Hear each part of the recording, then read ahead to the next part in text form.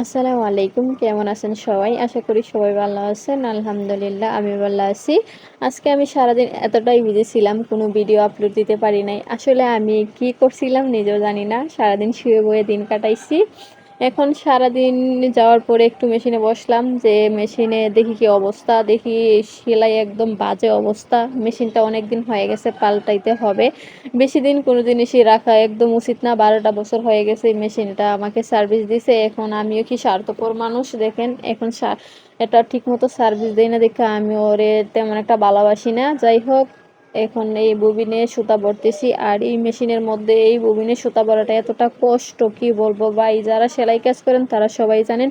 প্রথম যখন সেলাই কাজ করতাম তখন আমি এভাবে সুতা ভরতে পারি নাই। আপুকে ডাকতাম যে আপু ববিনে সুতাটা ভরে দাও। এখন আলহামদুলিল্লাহ নিজেই ভরতে পারি।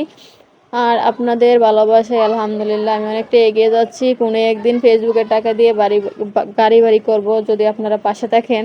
মানে এটা আমি বলি না, আমার পাড়া প্রতিবেশী সবাই একথা বলে, কোনো একদিন নাকি আমি ফেসবুকের টাকা দিয়ে বাড়ি গাড়ি কিনবো। যাই হোক, আপনারা পাশে থাকলে ওনাদের স্বপ্নটা